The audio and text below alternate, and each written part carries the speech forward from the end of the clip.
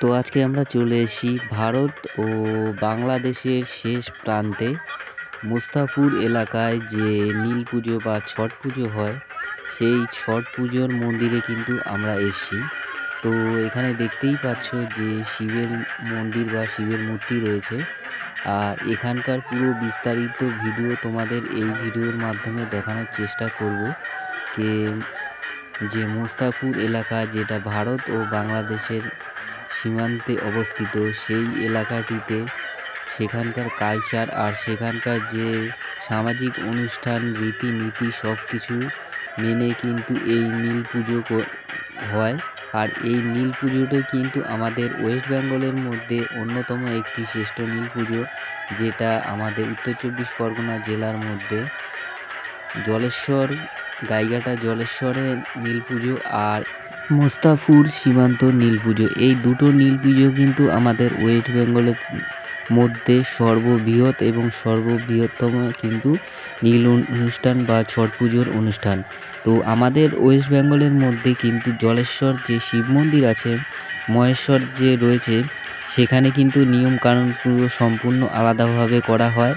আর দেখতেই পাচ্ছ মুস্তাফুর সীমান্ত, যেটা বাংলাদেশ ও ভারতের প্রায় শেষ প্রান্তে, সেখানে নিয়মকানুন কিন্তু সম্পূর্ণরূপে আলাদাভাবে কিন্তু এই নীল পুজো এখানে করা হয়।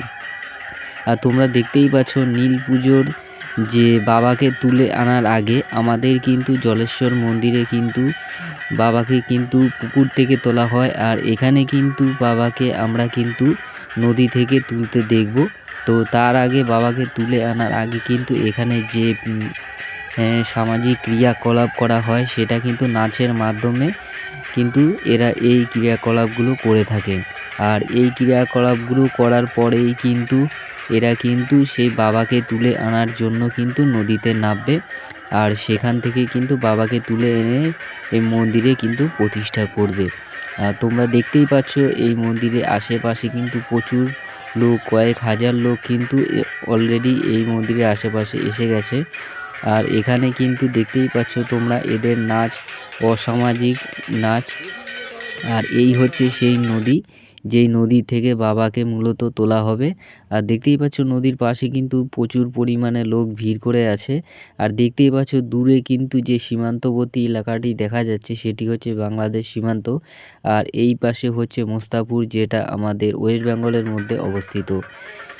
এই হচ্ছে ক্রিয়াকলাপের পর ঢাকঢোল পিটিয়ে কিন্তু বাবাকে আনতে যাওয়ার কিন্তু প্রতিশ্রুতি নেওয়া হয়ে গেছে অলরেডি। আর এরা কিন্তু যাচ্ছে কিন্তু নদীর দিকে যে বাবাকে তুলে আনার জন্য। তো পুরো ভিডিওটা স্কিপ না করে তোমরা দেখতে থাকো আগে কি হয়। আর এই ভিডিওটা অবশ্যই ভালো লাগলে তোমরা লাইক করো, শেয়ার করো, আর চ্যানেলটিকে সাবস্ক্রাইব করে পাশে থেকো, যেন এরকম নিত্য নতুন ভিডিও আর টপিক নিয়ে আমরা তোমাদের সামনে আসতে পারি।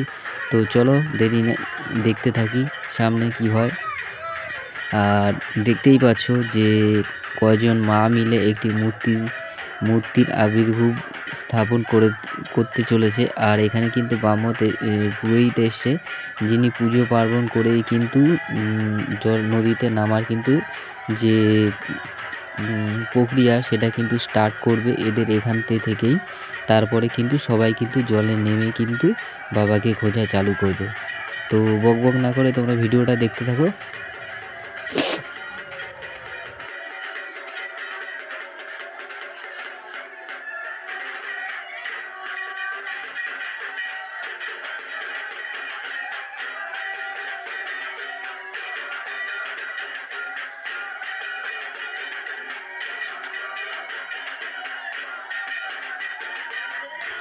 এই হচ্ছে কিন্তু পুকুরে বা নদীতে নামার যে ঘাটটি। আর এই যে শুয়ে আছে নিচে, ইনি কিন্তু একজন সন্ন্যাসী, যে এখানে শুয়ে আছে, এবং তাকে কিন্তু নমস্কার করে বা পুজো করেই কিন্তু এই পুকুরে নামা হবে।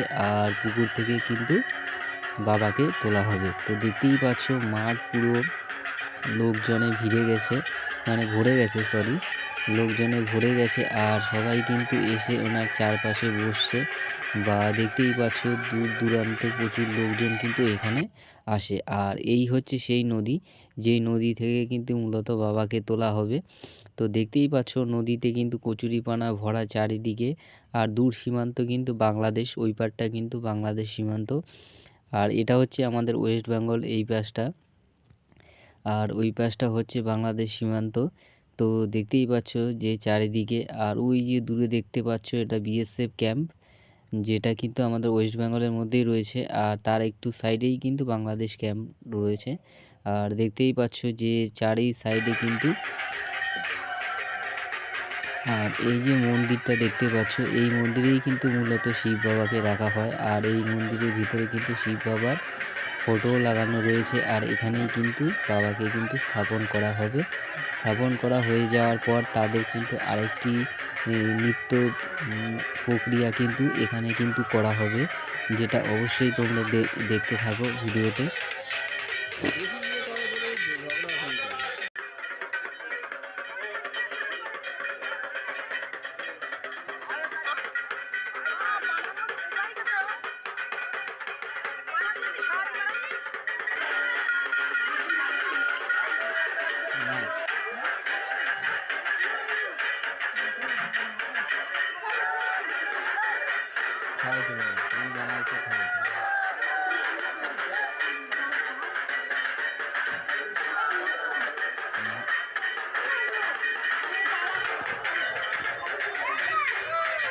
এই দেখো পুকুর থেকে বাবাকে তোলা হয়ে গেছে। আর এই হচ্ছে সেই বাবা, যেই বাবাটি এই নদীতে কিন্তু ছিল সারা বছর ধরে। এই নদীতে কিন্তু এই বাবা ছিল।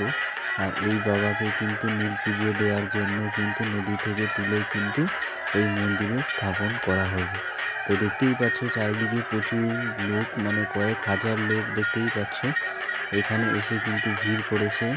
তো এই পুজোটি, নীল পুজোটা কিন্তু আমাদের এই ওয়েস্ট বেঙ্গলের কিন্তু অন্যতম একটি শ্রেষ্ঠ নীল পুজো, যেটি এই মুহূর্তে বা ছট পুজো বা নীল পুজো নামে পরিচিত।